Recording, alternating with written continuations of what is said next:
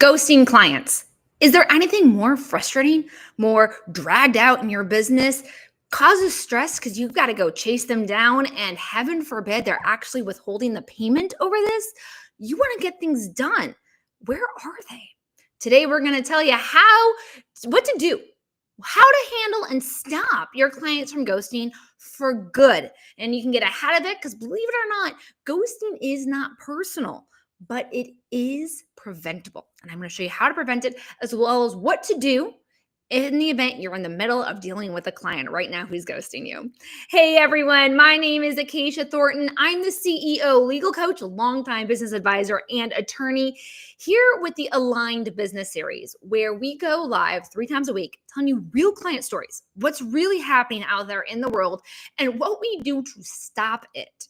Because there are so many things that we think are normal as business owners, but they don't have to be acceptable. And we also give a live Q&A. So go ahead and find your chats. Hey, Amanda. I see you guys coming on. Love it, love it. So yes, I will answer all of your questions at the end as well. So be sure to keep those coming. All right. Let's just start out right now with a client story. Tell me if you've ever experienced this before. She has been in business for 10 years, over a decade. She's great at what she does. Great at what she does. She has a new client, and he has signed up for a 6-month project with her. Amazing. Milestone 1, she puts together the work, and the type of work she's doing for him. She's creating like a marketing package. So it's going to be like logo and name design and things and images for the marketing and the website. She's putting all this together for him, and she delivers milestone 1. The client responds, I love this. This is great. Approved. And they move on to the next milestone. And they go through milestones 1, 2, 3, 4. Amazing. Absolutely amazing. Great open communication. The client is always there, approving, giving feedback. So here comes the big delivery. Here comes that big final delivery. Everything they've been working on for months. Time to put it together. Make this a reality. She does her work, sends it to him, and he ghosts her. He just ghosts. Where is he? What's going on? What's happening here? So she starts to follow up, right? Isn't that what we do as business owners? To follow up. Let the client know I'm still here. Hey, don't forget this. And you run out of ways to be nice and nudge them. Plus, you're using the same format, either a phone call or an email, over and over again. And this is what she does. She gets exhausted. So at the end of the month, she's like, okay, you know what? I haven't heard from the guy. I'm going to issue the final invoice. Now, of course, she had a deposit up front and some payments along the way, but the big payment comes at the end. That's where this was. So now that things were done, she wants to be paid. He ghosts her again. No response to the invoice. The invoice due date comes and goes, and there's nothing. Nothing. Silence. Just more silence.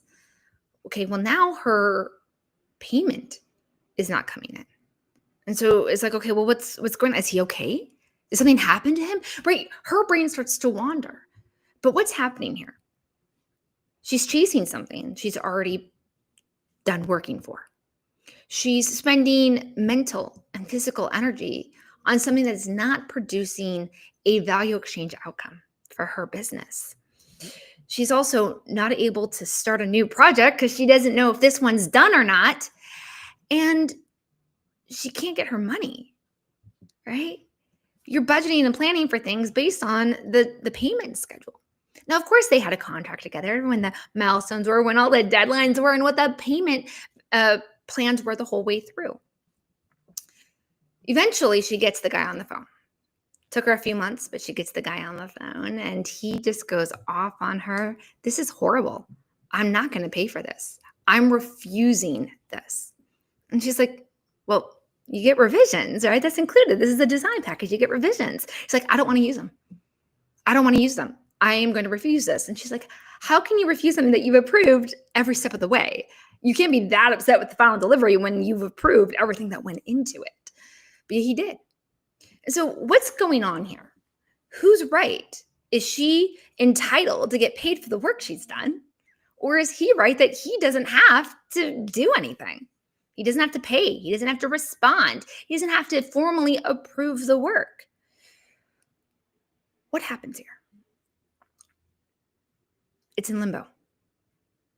When you and your clients aren't on the same page, what we end up doing is we go to the contract for answers. The contract is the source of our answers. And it's not there so we can sue our customers or so they can sue us. That's not why. Nobody would do business with each other if that's why you got a contract. It's there to help when things go awry. And she wanted to answer. She wanted to be paid. She also wanted a happy client. When the contract doesn't say what happens in limbo, when a contract doesn't say what done looks like, when the contract doesn't say what happens when final delivery is met with silence, even if it had been one of the milestones, what if he stopped responding after milestone 2? What then? Right? Many people, business owners that I've worked with over the years, when they have their contracts, they look at them as if this is everything that we agree to exchange when things go right. What it doesn't do is it doesn't say, here's the trigger for final payment. Here's what happens if you stop prioritizing this project. Here's what happens if you don't get these things to me by these dates. Here's what happens if you don't approve the final work. So she had nothing to enforce. Nothing. It was silent. And so it wasn't that the client was right or wrong because it was silent. They never agreed on what would happen if things didn't work out the way they both had expected it to. And that's why we're going to get to this today, because the impacts on your business of a client ghosting is that you've already done all the work a lot of the times, right? Or you spend time chasing that customer. You're chasing, that you didn't bill for that. You didn't budget for that. You didn't say, okay, when I plan out that this project is going to take me 20 hours of work, you didn't include an extra 3 hours for chasing the client down. You have a delay in your revenue and your budget is destabilized. You can't plan for the future. You can't move on because something else that happens, and this client could have done this to her, is he could have been silent and then 6 months later come back and been like, okay, I'm ready for my revisions now. I had a client that happened to. And my client in that scenario was like, well, I've delivered you the final part. You don't get your revisions 6 months later. Well, again, the contract doesn't clarify when they have to use those revisions by. It doesn't say when done is done. It just leaves open everything. So this is going to happen almost no matter what type of contract template you have. Even if you've gotten it from a law firm, AI, downloaded a template or something, these types of clauses must be customized for you. But the good news is you don't need a lawyer to customize them, because who's the expert on how this should happen? What should go down here? You are. So this is something you get to do. So what is that fix? Okay. So we got 2 things here, right? I'm going to show you how to prevent ghosting altogether from the very beginning. But then if you're already mid-project, what can you do? So part 1, how do we stop ghosting altogether? It's called an acceptance clause. It is an acceptance clause. An acceptance clause says this is when done is done. Delivery is not done. If your client can ask for one more thing, if your client can ghost you, if your client can do however they want on whatever timeline they want, you don't have done established in your contract. And an acceptance clause does that. An acceptance clause is going to do 3 key things for you. It's going to say what happens when the client responds. The client got you the feedback. The client asked for those revisions. The client did this. Now what happens? But also what happens when there isn't feedback. We call that automatic acceptance. Now, why is the word acceptance there? Because when your client says, yes, I accept your deliverables, they're saying, I consider this part done. And so legally, done now triggers any additional payment obligations. Any additional dones that you need from the client are legally triggered now. So if they don't respond within this time frame or do this behavior that you need for them, acceptance becomes automatic when you have a good acceptance clause. And then if they do those things and they do approve, we also know done is done. You can't approve things and then come back 6 months later and say, well, now I want revisions. So we want to clarify what acceptance looks like, that done finish line. What does it look like specifically, whether they behave or not behave? And then that it triggers payment. That's the other thing that acceptance clause does, is it triggers your payment.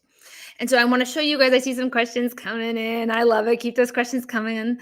That I've got So what I did is I created a playbook for you all. So this playbook actually has the literal copy paste acceptance clauses to put right into your contracts, right into your client agreements. You just copy paste. There's 12 samples in there. And then these are real world ones. And I've got them by different general services, design, coaching, physical products, online services. And then I also have how you can customize one for yourself. So you can have exactly what you need here in like 2-3 minutes and just copy paste it into your agreement with your clients. Because now your client knows up front when they sign that agreement, they're not allowed to ghost. Or if they do ghost, there's still an outcome.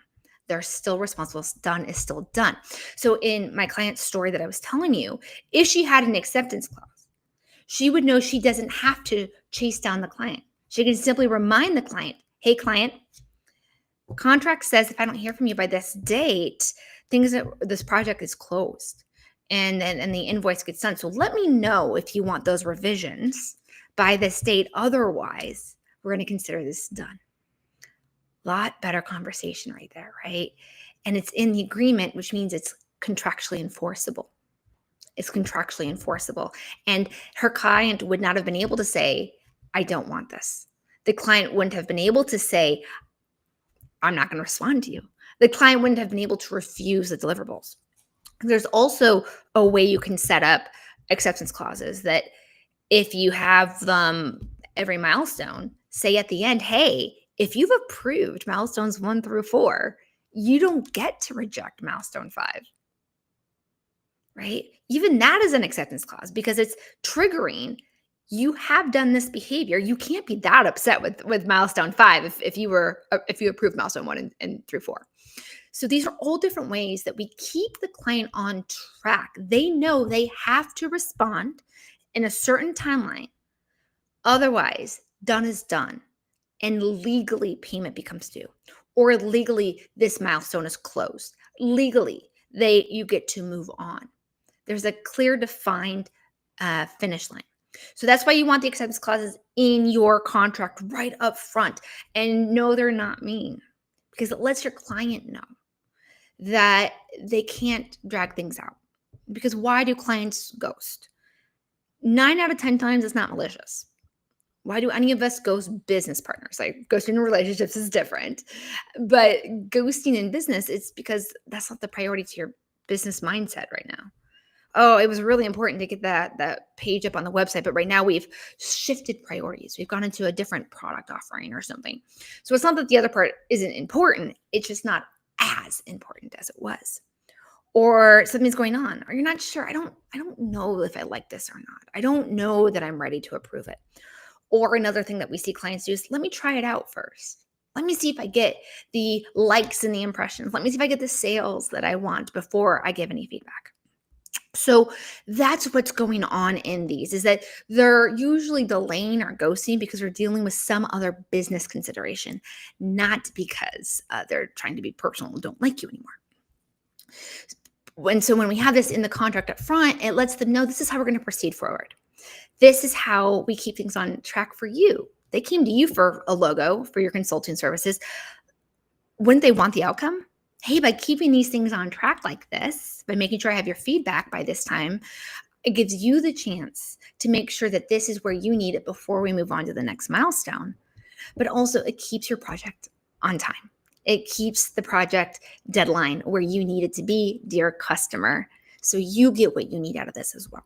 So that is the power of an acceptance clause right in the client agreement. And because they've agreed to it, you get to just simply remind them the whole way through. You don't have to hold the boundaries yourself. You don't have to figure out how to get through this midway if they're ghosting you. So now let's turn to that. Keep those questions coming in. I see them. Then yes. And so what do you do if you're like, look, I missed the opportunity to put this in the contract. My client's ghosting me right here, right now. What do I do? You take a version of an acceptance clause and you put it in your email communication. So instead of it being just in the contract, you can say, hey, client, here's milestone 1, just an FYI. Usually we want to keep revisions down to 2, and then I'm going to need to hear from you in 7 days. Otherwise, we're going to be behind or something like that. So you can do a version of it in your emails.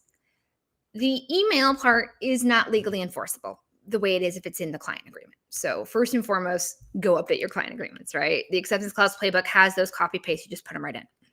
But the acceptance clause playbook also has a script you can use right here, right now in your emails to your clients if they're ghosting you in this very moment and it's not in your contract, because you still need them to stop ghosting to keep things going. And so what you do is you take a version of it and you put it into your emails. And what it does is, ghosting is a lack of communication, right? And so what we need is more clarity. You step in and fill the gap of the clarity there by saying, this is what I'm expecting of you. This is the timeline I'm expecting it on. Otherwise, this is how I'm going to proceed. This is what I get to do. This is how I get to move forward. So that's what you want to do. Again, it's not enforceable legally in your emails, but at least you have something to point back to. Hey, I let you know that if I don't hear back on this, we got to move forward. Because I think some of you have heard my consulting client story where they would deliver milestone 1, and then while they're in the middle of milestone 3, their client would come back and ask for revisions on milestone 1, and it dragged out their project forever. So the acceptance clause keeps everything in order, okay? All right, see the questions. Let's get to them. Questions. Where are we with their questions? Hey, John. Okay. They paid the deposit but went silent. How long should I wait before taking action? Okay. Per usual, comes down to what your contract says you get to do.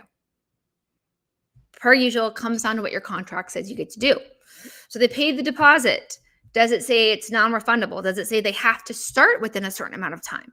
Does it say what happens every time in the entire process, beginning to end, where you need your client to say or do something, approvals, send you something, have an acceptance clause. Have an acceptance clause. And then when I ever do my custom contracts, my SOWs for my clients, when I'm creating these templates, what I say is, here, list what you expect from your client. Say that the project above, the scope for this to be done, requires that the client actually deliver these things within these timeframes.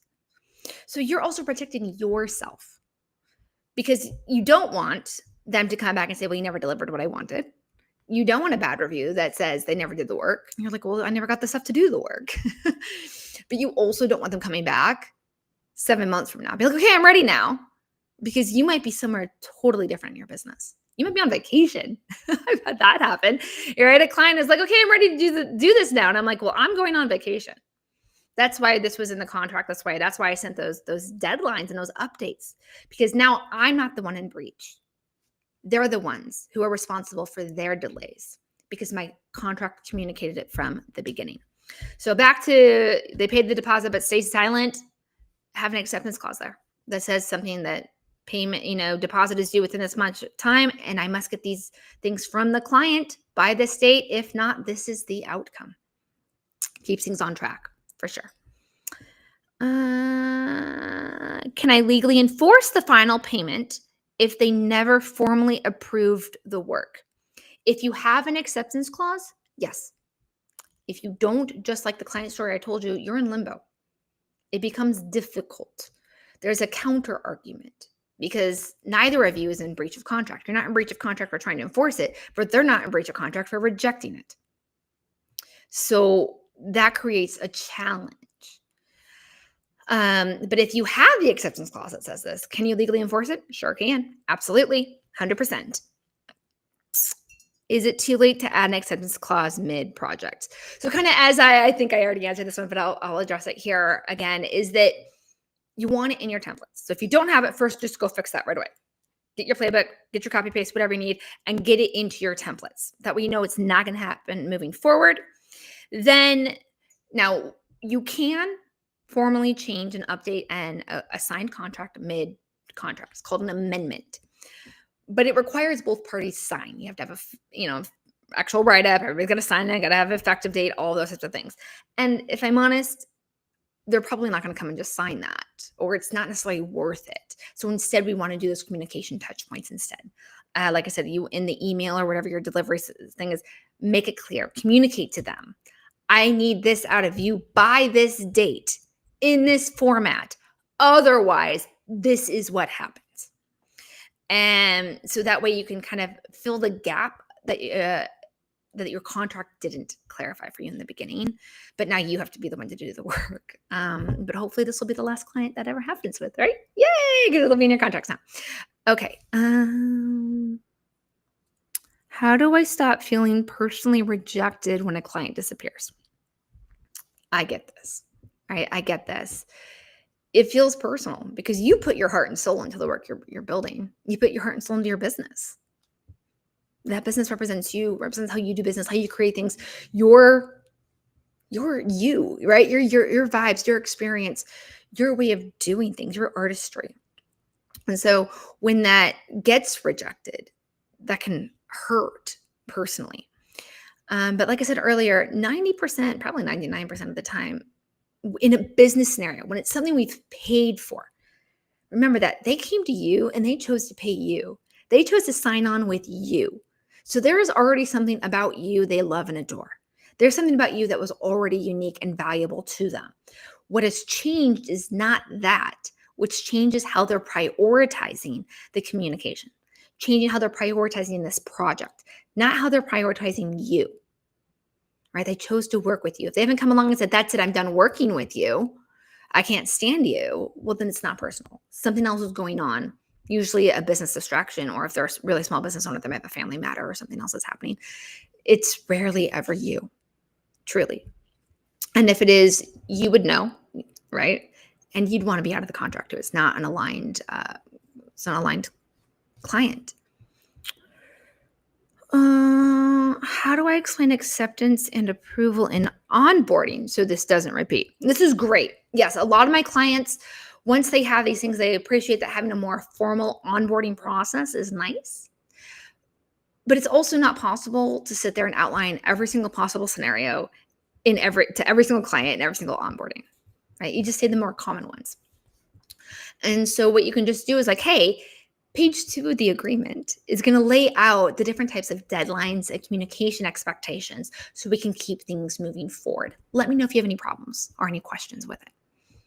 Usually they'll look at it and be like, oh yeah, no, that makes sense. That's great. That's good.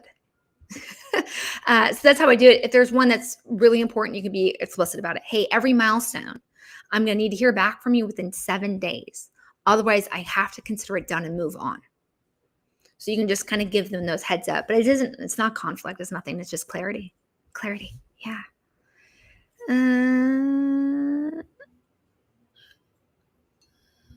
Explain it. I collect the money up front. Oh, okay. Yeah. Collecting the money up front can be really, really helpful.